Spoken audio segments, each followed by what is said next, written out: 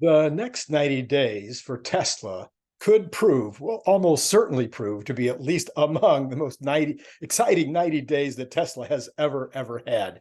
The potential during this 90 days is not only for catalysts individually, but for the entire narrative to start pushing upward, as people see one thing after another that is showing the direction, the momentum, of the earnings potential for this company. Some of the following are known. All of them are at least promised, are supposed to happen during this 90-day period. Some might not quite fall within the 90 days, as you'll see, but are very likely within the 90 days and might flop over to 105 or something. Each has the power to move the stock, some more than others. But as I said a minute ago, the key here is momentum. We don't have the momentum right now. The overall market, the macro, doesn't have the momentum, and Tesla doesn't have the momentum. Both stories kind of got interrupted the last 2 weeks. So we need to start building the momentum again. I believe that's going to happen. And this is what will be needed to happen in order to pass that 300 number again and get moving towards 350 and finally to the all-time high by the end of January, as I am predicting. All right, this is Randy Kirk. If this is useful, helpful, if you find it in any way even slightly entertaining, please hit the like button, hit subscribe and notify. Now listen, on the notify side, let me just real quick here. Tomorrow morning, Scott Walter will be back on. He'll be talking about Optimus. Super interesting story that he's got lined up for you. Either later that same day or on Tuesday, we'll have Larrgy Goldberg with a breathtaking announcement that you will not want to miss. And now, when I say announcement, this is an announcement of a theory that he has that is mind-boggling. You're not going to want to miss it, believe me. All right. And there's way more stuff, as you know, coming all week long. All right. This list that I'm going to give you now. Oh, join Patreon, please. We could use a few more members there. All right. This list is not necessarily in order, but let me know if any of the ones I have on this list you don't think is going to happen in the next 90 days. Maybe you think that this is foolishness. Just tell me so. No, this is not going to happen in 90 days, Randy. Or that they won't happen the way I think they will happen. That'll be less exciting than I think, or that the numbers won't add up to what I think they're going to add up to, or however you think. Let me know in the comments. You know how I answer lots and lots of comments. Okay, and besides that, I might want to do a follow-up show and talk about what some of your arguments are with regard to my stands on this next 90 days. Also, do you think maybe some of them won't even add to the positive narrative? Let me know about that. And then, of course, maybe I've missed one or more things that will happen, are likely to happen, or could happen within the next 90 days that I should have put on the list. Let me know that as well. All right, let's get into it. Remember, they're not in order, but I kind of put them in the order that I think they might be coming down. So I think the very first thing we're going to hear about is going to be Highland. The rumors are definitely picking up steam. Latest says that Shanghai will start manufacturing tomorrow, that they are, within a few hours, because it's almost tomorrow there, that they're going to make 7,000 vehicles in the rest of September, and that August, and they will make 10,000 vehicles in September. The reason that sounds a little weird is because how could they make 7,000 in 2 weeks and then only make 10,000 for a full month? So that's something fishy there. I'm not sure what's going on with that, but fairly good sourcing is saying that the factory will be making turning on the Highland line tomorrow and start producing cars. We'll see what happens on that. But if that's even close to true, then within a very short amount of time, we're going to need to have some kind of a reveal. Don't know what that's going to look like. Is it going to be just an announcement with a picture? Is it going to be some kind of video announcement? Is there going to be some kind of small group announcement with just the employees? Is there going to be an announcement that there will be a meeting where they're going to invite folks in to take a look at this thing take place? Who knows?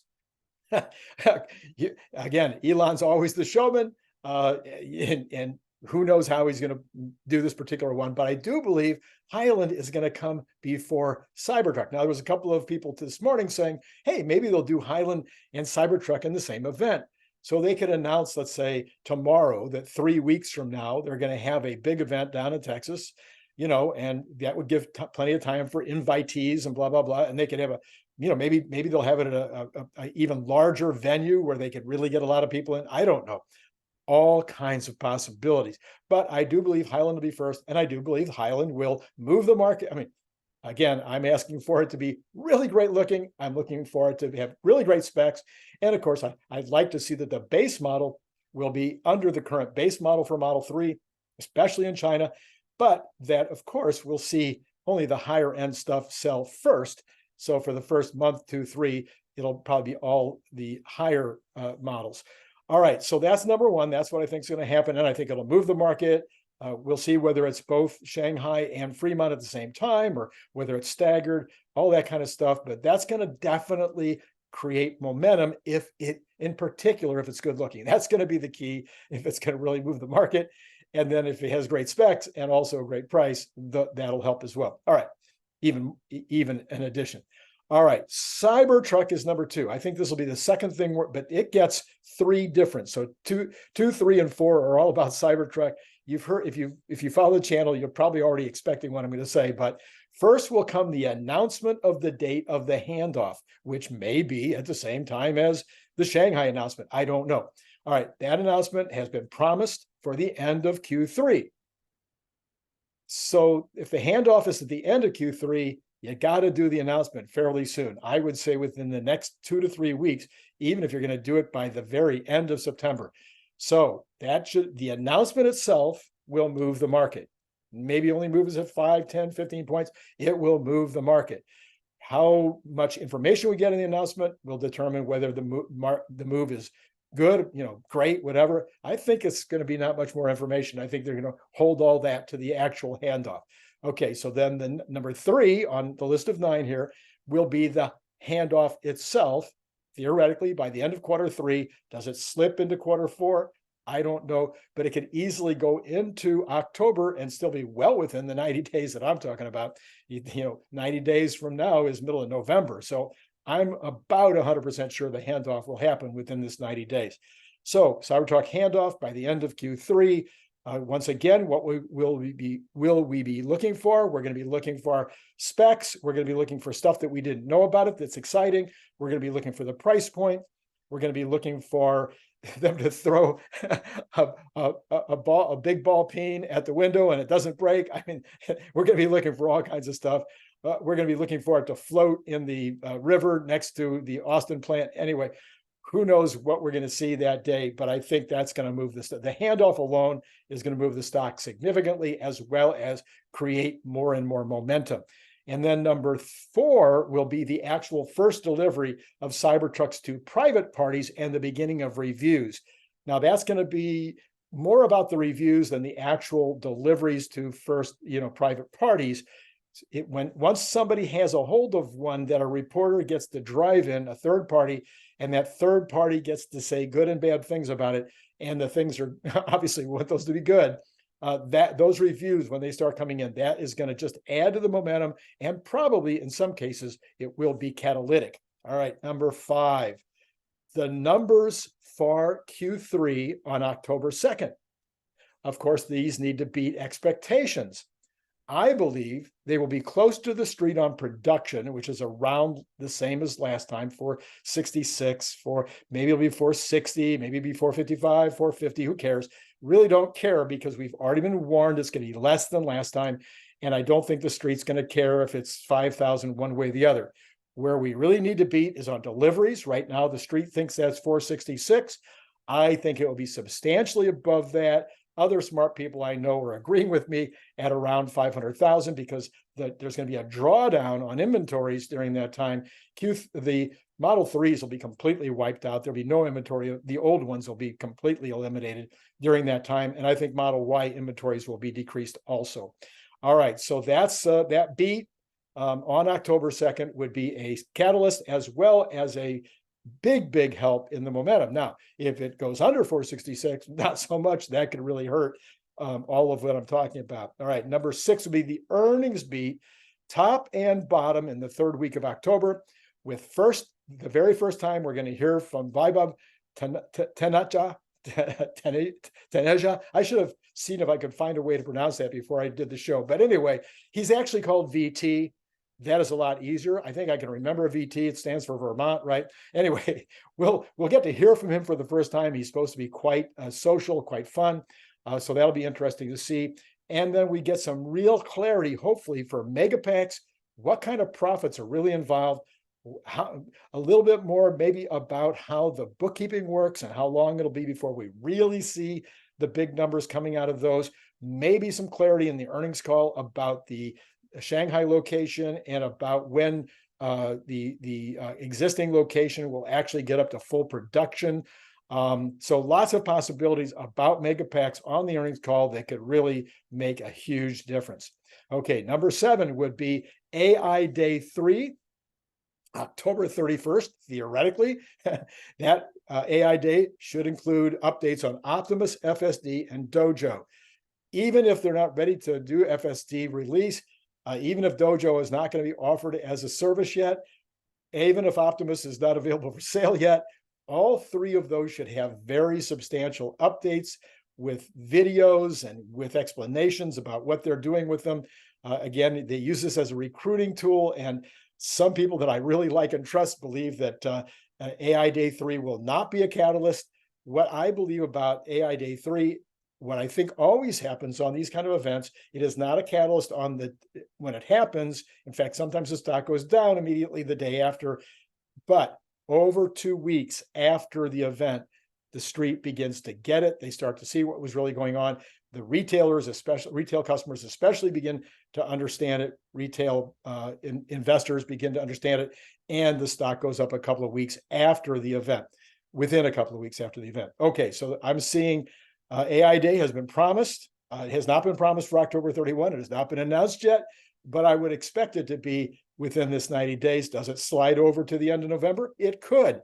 With all the other activity with Highland and Cybertruck, maybe they decide to push it back a bit. But if it's not within 90 days, if it's not within 105 days, I don't think they're going to hold it in December. So then that would be a broken promise, because it was definitely promised to happen. Okay, so we'll see what happens on that. Number 8 would be the groundbreaking at GigaMex with a surprise on the time to complete. So if they just have a groundbreaking, 5 points, okay, 10 points. I don't know. It's really happening. They do a ribbon cutting. The president of Mexico is there. I don't know. All kinds of things, to make it a wow session. But it's only going to move the stock a little bit to see that what's already known is going to happen is now actually starting. There's backhoes and there's land, earth moving equipment, and they're putting, pile drivers into the ground. All of that's going to be wonderful, but it's only going to move the stock a little, unless Tom Zhu is called to the stage. And Tom comes up and he goes, hey, we're going to do this in 8 months. We're going to break the Shanghai record or something like that. Now, they may not, but the excitement and the energy, that'll be part of the, again, momentum factor that I'm talking about with the narrative. The idea that they would build the first phase or whatever it's going to be, in 8 months instead of 9, or, beat it by 2 weeks even, that would be something that I think could move the stock a little bit more. And then finally, number 9 would be an announcement of the next Gigafactory. That is going to be, even though, again, it's kind of already maybe baked in a little bit, it's probably going to be India. There might be something in Indonesia too. They might do both. They might do something different in Indonesia than what they're going to do in India. Who knows? Lots and lots of speculation. But when the deal is done, when the hands are shaked, when there's clarity about the location, a picture of the item, what it's going to look like, maybe some kind of a timeline for when they think they'll start digging, that'll move the stock. All right, that's my list of 9 poke holes in it. Let me know where I'm completely wrong. Let me know if you think I'm right. And what I'm saying is all of this together. Now, this is crazy, right? We both know that the stock right now is worth all-time high at least. It should be selling for all-time high right now based on any kind of metric you really want to give energy, any kind of metric you want to give to the new products that are going to be coming out next year and the end of next year, any kind of metric. Anyway, any way you add it up, the stock should already be back to all-time highs. But I'm saying it will only get to 350. Now, the market attitude could change that a little bit. It's only going to get to 350 if we get most or all of these, and most or all of these will happen in the next 90 days. Now, is that exciting? I mean, come on, that's an exciting list, right? Let me know below. Do you think it's exciting, or do you think I'm blowing it out of proportion? Do you think I'm just completely all wet here? Do you think I'm the Optimus of the year or the decade? All right, so hit like if you like this, hit subscribe, hit notify to make sure you see Scott Walter tomorrow, and you see Larrgy Goldberg on Tuesday. And then we'll have Brian Wang back on at least once, probably twice this week, once on China and once on LK99. There's going to be so many amazing shows. You want to be notified about these. I've only told you about part of them. And then get a free book or two, a free audiobook or two, just by signing up on Patreon. That is all I have for you right now, but I'll be back later with the regular Monday morning show that happens on Sunday night, where I talk about all the financial information, news, etc., that's coming up this next week and how it's going to affect the markets, as well as how it's going to affect Tesla. All right. Thank you so much for watching, and it's been great talking to you.